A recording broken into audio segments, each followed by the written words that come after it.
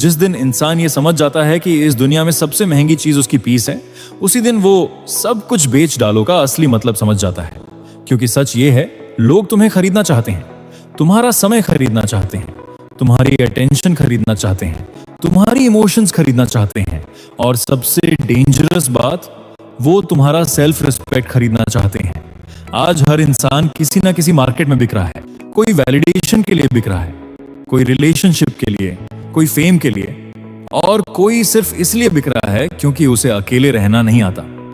लेकिन याद रखना, जिस इंसान को हर किसी की जरूरत पड़ती है, वो इंसान धीरे धीरे अपनी वैल्यू खो देता है। इसलिए कभी कभी जिंदगी में ग्रो करने के लिए नया खरीदना जरूरी नहीं होता, बल्कि बहुत कुछ बेचना जरूरी होता है। फेक फ्रेंडशिप्स बेच डालो, लोगों को इंप्रेस करने की आदत बेच डालो, हर जगह अपनी सफाई देने की हैबिट बेच डालो, क्योंकि दुनिया तुम्हारी एक्सप्लेनेशन नहीं, तुम्हारी कमजोरी सुनती है। डार्क साइकोलॉजी कहती है, इंसान तुम्हारी अच्छाई की रिस्पेक्ट नहीं करता, वो तुम्हारी लिमिट्स की रिस्पेक्ट करता है। जितना ज्यादा अवेलेबल रहोगे, उतना ज्यादा टेकन फॉर ग्रांटेड हो जाओगे। लोग तुम्हें तब तक इस्तेमाल करेंगे जब तक तुम ना बोलना नहीं सीख जाते। और सबसे पेनफुल रियलिटी ये है कि कई बार तुम्हारे सबसे करीब लोग ही तुम्हारी एनर्जी सबसे ज्यादा ड्रेन करते हैं। वही लोग जिन्हें तुम अपना सर्कल कहते हो, अंदर ही अंदर तुम्हारी प्रोग्रेस से जेलस होते हैं। वो तुम्हारे सपनों पर हंसेंगे, तुम्हारे कॉन्फिडेंस को तोड़ेंगे, और फिर सामने से बोलेंगे, हम तो बस मजाक कर रहे थे।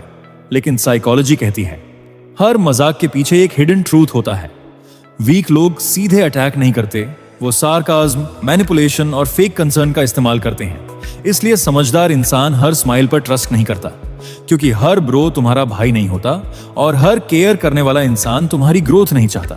सब कुछ बेच डालो, मतलब अपने अंदर की वो वर्जन खत्म कर दो जो हर किसी को खुश करना चाहता है। वो इंसान बेच डालो जो रात भर सोचता रहता है कि लोग मेरे बारे में क्या सोचेंगे। क्योंकि ब्रूटल ट्रूथ ये है, लोग तुम्हारे बारे में उतना सोचते ही नहीं जितना तुम इमेजिन करते हो। हर इंसान अपने मतलब में बिजी है।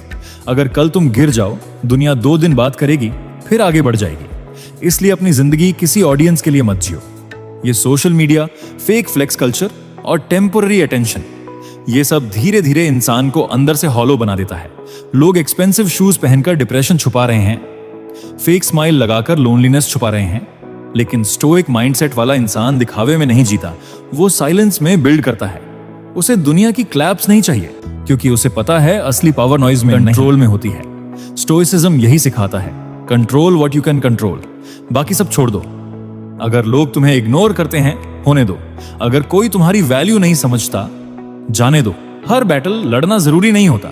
कई बार सबसे बड़ी जीत रिएक्शन ना देना होती है। मार्कस ऑरेलियस ने कहा था, you have power over your mind, not outside events. और यही वो लाइन है जो वीक इंसान और डेंजरस इंसान के बीच फर्क पैदा करती है।